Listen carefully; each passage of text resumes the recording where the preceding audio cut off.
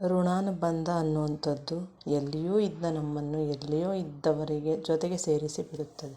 ಇಂಥವರ ಜೊತೆ ಇಂಥಷ್ಟು ದಿನ ಚೆನ್ನಾಗಿರು, ಇಂಥಷ್ಟು ದಿನ ಅವರ ಶತ್ರುವಾಗಿರು, ಇಂಥಷ್ಟು ದಿನ ಇಂಥವರ ಜೊತೆ ಬಾಳು ಎಂದು ಆ ದೇವರು ಮೊದಲೇ ನಿರ್ಧಾರ ಮಾಡಿರುತ್ತಾನೆ. ಆದರೆ ನಾವು ಹೇಳಿದ ಹಾಗೆ ಆಗಬೇಕು, ನಾವು ಇಚ್ಛೆಯಂತೆಯೇ ಎಲ್ಲವನ್ನು ನಡೆಯಬೇಕು ಅನ್ನೋ ಭ್ರಮೆಯಲ್ಲೇ ಬದುಕುತ್ತೇವೆ. ನಾವು ಅಂದುಕೊಂಡಂತೆ ಆಗದಿದ್ದಾಗ ಆ ದೇವರನ್ನು ನನ್ನ ಕೈ ಹಿಡಿಯಲಿಲ್ಲ ಎಂದು ಅಂದುಕೊಂಡು ಬಿಡುತ್ತೇವೆ. ನಮ್ಮ ಜೀವನದಲ್ಲಿ ಏನೇನು ಆಗಬೇಕೋ ಅದನ್ನು ಆ ಸೃಷ್ಟಿಕರ್ತ ಮೊದಲೇ ನಿರ್ಧರಿಸುತ್ತಾನೆ. ನಮ್ಮ ಹುಟ್ಟು, ಬಾಲ್ಯ, ಯೌವನ, ಮದುವೆ, ಮಕ್ಕಳು, ಮುಪ್ಪು ಇವೆಲ್ಲ ಹೀಗೆ ಇರಬೇಕು ಅನ್ನೋ ನಿರ್ಧಾರ ಆ ಭಗವಂತನದ್ದು. ನಾವೇನು ಪ್ರಯತ್ನ ಪಡುತ್ತೇವೋ ಅದು ವ್ಯರ್ಥ.